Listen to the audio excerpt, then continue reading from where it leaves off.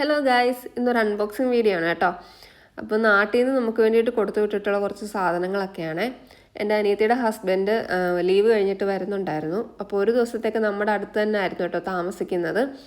അപ്പോൾ അത് അറിഞ്ഞിട്ട് വീട്ടിൽ നിന്ന് കൊടുത്തു വിട്ടിട്ടുള്ള കുറച്ച് സാധനങ്ങളൊക്കെയാണ് കേട്ടോ.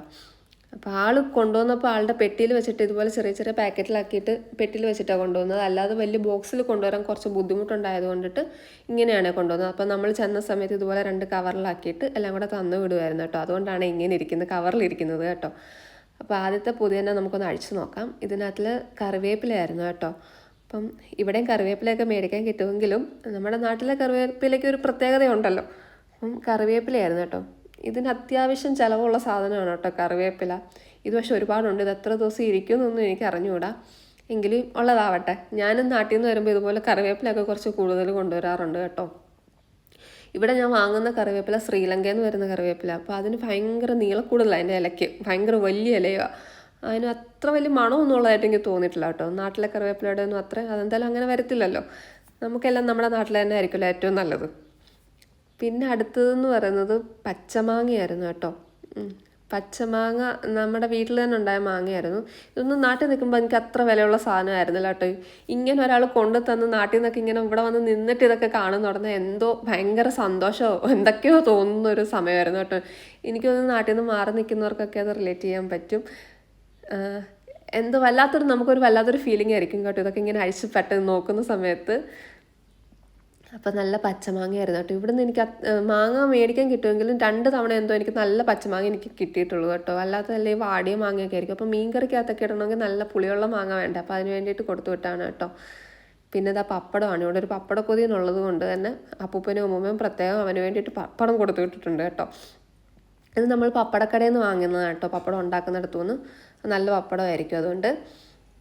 പിന്നെ അടുത്ത കവറിലുള്ള പൊതികൾ എന്തൊക്കെയാണെന്ന് നമുക്ക് നോക്കാം. ഒരുപാട് സാധനങ്ങളൊന്നും കൊടുത്തു വിടണ്ടെന്ന് ഞാൻ പറഞ്ഞിട്ടുണ്ടായിരുന്നു. കാരണം കൊണ്ടുവരാൻ ബുദ്ധിമുട്ടായിരിക്കും. വെയിറ്റ് ഉള്ളതൊന്നും കൊടുത്തു വിടല്ലേ എന്ന് ഞാൻ പ്രത്യേകം പറഞ്ഞിട്ടുണ്ടായിരുന്നു കേട്ടോ. കാരണം ആളുടെ ലഗേജും നമ്മുടേതും കൂടെ ആകുമ്പോൾ ഭയങ്കര ബുദ്ധിമുട്ടായിരിക്കും കൊണ്ടുവരാൻ വേണ്ടിയിട്ട്. പിന്നെ അടുത്ത പേപ്പറിൽ എന്താണെന്ന് നമുക്ക് നോക്കാം.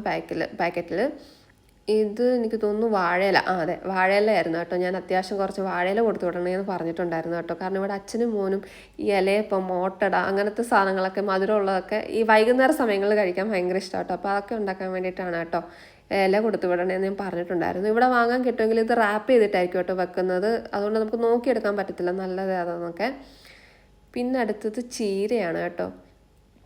വീട്ടിൽ അത്യാവശ്യം കൃഷിയൊക്കെ ഉണ്ട്. അപ്പം വീട്ടിൽ തന്നെ ഉണ്ടായ ചീരയാണ് കേട്ടോ അത്. ഈ ചീരയും നമ്മൾ കടയിൽ നിന്ന് മേടിക്കുന്ന ചീരയും കൂടെ വെച്ച് ഉണ്ടാക്കി നോക്കിയിട്ട് രാത്രിയും പകലും പോലുള്ള വ്യത്യാസമുണ്ട് കേട്ടോ. നമ്മുടെ വീട്ടിലുണ്ടായ ചീരയ്ക്ക് നല്ല ടേസ്റ്റ് ഉണ്ടായിരുന്നേ. പിന്നെ ഇത് ചക്ക വരട്ടിയതാണ് കേട്ടോ.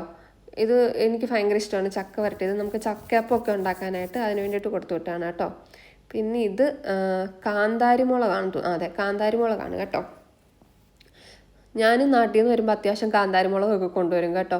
കാരണം നമ്മൾ ചീനിയൊക്കെ വേവിക്കുമ്പോൾ അതിനകത്തിൽ കാന്താരിമുളക് അരയ്ക്കാൻ അതായിരിക്കും ഒരു പ്രത്യേക ടേസ്റ്റ് ആയിരിക്കും പച്ചമുളകിനെക്കാട്ടിലും. അതുകൊണ്ട് കാന്താരിമുളകൊക്കെ കൊടുത്തു വിട്ടിട്ടുണ്ടായിരുന്നു അത്യാവശ്യം.